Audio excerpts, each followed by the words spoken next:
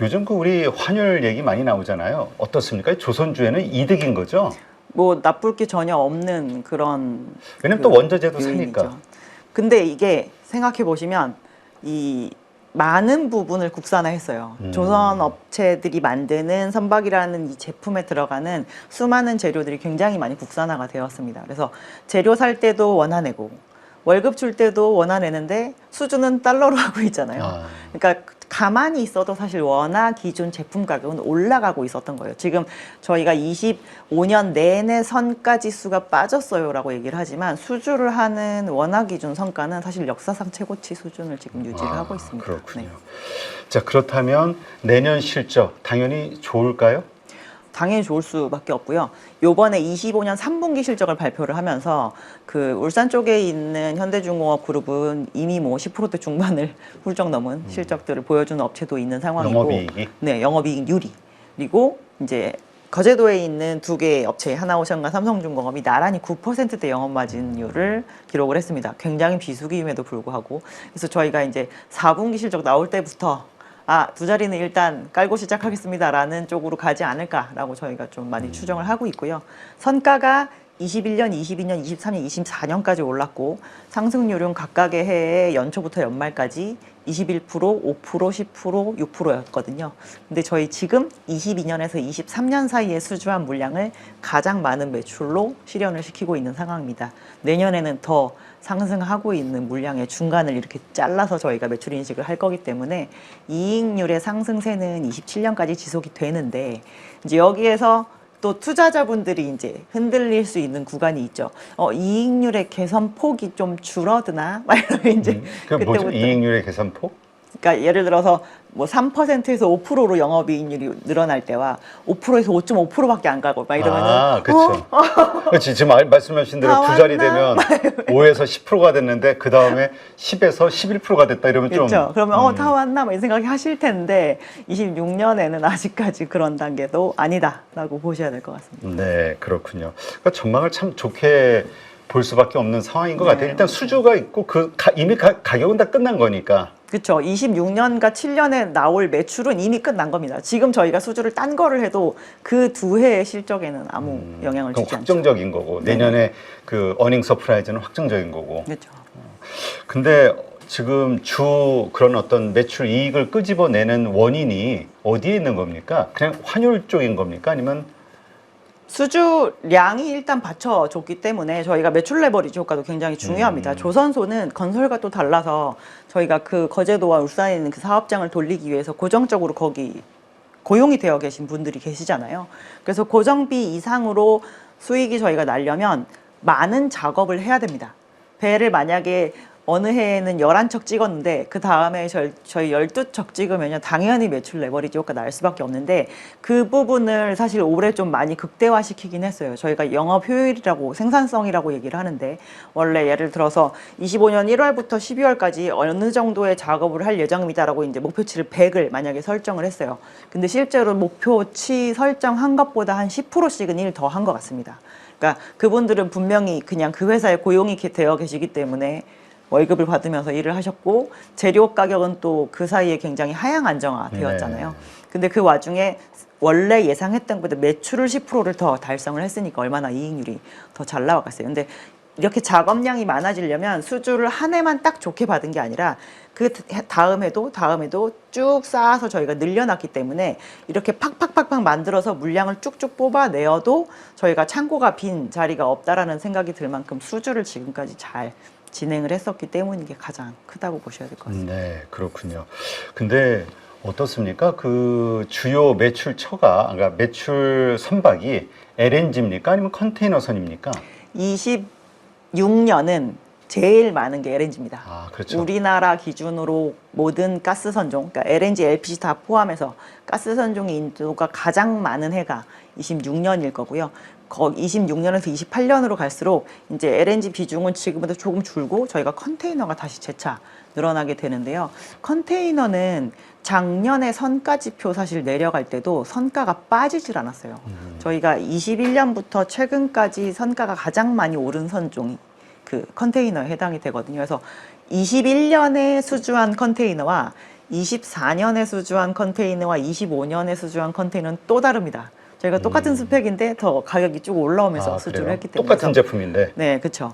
그래서 그 28년에 컨테이너가 더 수주가 그러니까 매출로 많이 실현되니까 믹스 안 좋아지니까 가스선 주니까 안 좋아질까라고 생각하실 정도의 그런 그 대체품의 역할을 전혀 컨테이너 못하진 않을 것이고 이제 가스선에 대한 부분을 그래도 굳이 얘기하신다라고 한다면 내년이 피크인 건 맞습니다. 아, 가스선은. 네, 그 다음부터는 이제 다시 컨테이너선의 네, 시대가 네. 온다.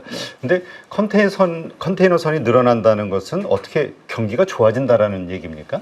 아니요, 이거는 교체를 하기 위한 수요이기 아, 때문에 교체 수요. 무역량 자체가 많이 늘어난 것에 대한 건 아니지만 지금 실제로 그 경기 침체 얘기를 저희가 몇 년째 하고 있지만 해상 운송 시장만 봐서는 경기 침체가 어디 왔나 싶어요. 굉장히 많은 물량이 지금 수송이 되고 있습니다. 네. 오히려 코로나 이후에 중국의 컨테이너 화물 수출량은 더 큰 성장세를 보이고 있는 상황입니다. 네, 그렇군요. 자, 그런데 이제 우리가 이제 새롭게 기대감을 갖게 된 게 이제 군함이라든가 그런 맞습니다. 특수선. 네. 그리고 요즘은 또 우리 캐나다에서도 그 잠수함 얘기 나왔었잖아요. 우선 역상 하나하고 대상자. 현대 네. 공동으로 들어간 거 60조짜리라고 최대. 지금 어떻게 돼가고 있습니까? 내년 초에 이제 그 숏리스트 안에서 최종 이 발표가 되게 될 예정이고요. 아직까지 이제 그 발표가 될 예정이다 정도? 정도까지만. 아니 그 알고 의견이 있는 여러 가지가 상황입니다. 있더라고요. 하나는 그냥 그 캐나다가 뭐지 독일인가 어디에다 주는 거에 그냥 끼워 넣기 그 구색용으로 우리 입찰 받은 거다라는 의견도 있고, 네. 우리가 지금 그 경쟁력, 가격 경쟁력과 이게 납기 경쟁력에서 캐나다가 우리를 거의 찍었다 뭐 이런 얘기도 있고. 그러니까 이거는 사실 진짜 나올 때까지 저희가 누가 장담을 한다 그러면 그건 오히려 그게 거짓말이라고 보셔야 될 것 같고요. 폴란드도 사실 저희 어떻게 될지 모르는 상태에서 들어간 것이고 특히나 이렇게 군함은 이 정말 상업적인 요인도 굉장히 중요하지만 정치적인 논리가 그렇죠. 끼지 않을 수가 없습니다. 그래서 가장 마지막에 이 부분에 대해서 이제 크게 영향을 주는 그 발언이 뭐가 될지 모르겠지만 그냥 아직까지는 모르겠고 저희가 폴란드와는 달리 원팀으로 지금 참여를 하고 있는 프로젝트이고 대형 프로젝트이기 때문에 한번 수주를 해서 저희가 그 후속 사업에 해당하는 걸 다 수주를 하게 되면 분명히 조선 업체들한테는 도움이 크게 될 만한 사업이 맞다. 그래서 만약에 수주를 하게 된다면 수출 방산에서 되게 사이즈상으로는 역대급으로 좀 큰 수주가 될 것으로 보고 있고요. 근데 이러한 것들이 뉴스가 좀 잦아지는 거에 대해서도 저희는 좀 긍정적으로 생각할 필요가 있는 게 이 방산이라고 하는 거는 당연히 굉장히 상대적인 수요라는 게 조금 중요한 시장입니다. 누군가 이거에 대해서 관심을 갖고 실행에 옮기면 다른 쪽도 나도 실행에 옮겨야 될 텐데라는 생각을 할 수 있기 때문에 수요가 촉발이 되거든요. 그래서 이 시장에 목을 맨다라기보단 이 시장이 수요를 필요로 하는 걸 보니 다른 시장에 수요가 창출될 가능성도 높겠네라고 생각을 하시면 오히려 좀 투자하시는 데 있어서는 조금 불안감이 좀 덜하시지 않을까라고 저는 생각합니다. 근데 저는 이런 좀 궁금증이 생기던데 뭐냐면 우리가 LNG선이라든가 이런 거는 이 범용성, 확장성이 있잖아요. 네네. 잠수함 뭐 우리 보니까 일본도 한 4척 만든다 그러고 우리도 뭐 해봐야 한 서너 척 많이 만들어봐야 뭐 이런 것들이 그 돈이 되나요? 왜냐하면 이게 자꾸 뭔가 많이 찍어내야 돈이 될 것 같은데. 당연히 제조업은 말씀하신 것처럼 양산으로 갔을 때 돈이 네. 됩니다. 그래서 우리나라의 그 특수선을 하고 있는 조선 업체들이 국내에서 군함 만들어서 돈 벌었다는 소리는 못 들어보셨잖아요. 그렇죠. 그게 왜냐하면 우리나라 군만을 위해서 필요한 그 군함의 숫자가 정말 몇 개 안 되거든요. 그래서 우리나라의 잠수함이 총 21대 있습니다. 그 중에서 하나오션이 지금 한 15대 정도 만들었고 나머지를 이제 현대중공업 그룹이 만들었었고요. 근데 그거를 이제 처음 기술 개발해서 1차 사업 진행하면서 뭐 이 스펙을 맞춰달라고 기술 개발 요건 들어가서 그거에 맞춰서 하다가 만약에 개발을 하는데 조금 더 비용이 들어가면 추가로 더 이제 연구개발비를 얹어주고 막 이러한 과정이 있으니까 이익은 나봤자 무조건 4% 5%이 정도로 끝이에요. 근데 그게 막 100대씩 만드는 게 아니잖아요. 그러니까. 근데 이게 수출 방산으로 가게 되면 1차적으로 물론 거기에도 기술 개발이나 설계부터의 뭔가 단계가 필요하긴 하겠지만 이미 저희가 수십 년에 걸쳐서 국산화해 놓은 그 모델을 베이스로 저희가 수출 모델을 이렇게 형성을 시키거든요. 그래서 국내에서 맨 땅에 헤딩하면서 첫 호선을 만들던 그때보다 훨씬 사업비 자체는 좀 떨어진 상태에서 시작을 할 수가 있는데 해외로 나가는 제품의 그 책정 가격은요 굉장히 셉니다. 아, 그래요? 예, 그래서 저희가 이 꼭 바다 쪽 말고 다른 쪽의 무기 체계들도 저희가 수출을 시작해서 수출 매출 비중이 늘게 되면 그 회사의 이익률이 굉장히 높아지는 거를 보실 수가 있잖아요. 그래서 이게 국내 사업을 통해서 연구개발비가 많이 들어갔기 때문에 어떻게 보면은 그 하나의 원가는 훨씬 높았지만 이거를 베이스로 저희가 더 원가 수준이 낮은 거를 더 높은 가격으로 해외에 팔게 되면서 수익이 높아지는 부분이기 때문에 요 부분은 뭐 탱커 100척 만드는 것보다 이거 4척 만드는 거에서 이익이 날 것 같지는 않아. 그건 모르는 문제입니다. 아, 그래요? 네. 그러니까 특수선인가요? 그렇죠. 특수한 특수 뭔가가 있어. 목적선. 그럼 이런 것들이 주가에 어떤 영향을 미치는 요인이 있다 그러면 어떤 것들이 있을까요? 근데 수주 산업이기 때문에요. 네. 주가에 미치는 영향만으로 만약에 질문을 하시면 그 해당 뉴스와 그 해당 산업의 뉴스 빈도가 사실 제일 중요합니다. 예. 그렇죠. 근데 이게 너무 자주 나올 만한 이슈가 아니라 그래도 예전보다 훨씬 자주 얘기가 되고 있는 상황이고 이게 이쪽에서도 관심이 있는데 다른 이쪽 국가에서도 관심이 있대요라고 하는 뉴스의 빈도는 예전에 비하면 예, 몇십 배는 더 높아진 상황이라고 볼 수 있습니다. 그렇군요. 이거와 관련해서 아까 말씀하신 대로 이 잠수함, 이 군함 쪽 사업에서 보면 한화하고 현대중공업하고 계속해서 되게 치열한 네. 그 제살깎기 경쟁 혹은 뭐 감정까지 상할 정도의 경쟁들이 있었잖아요.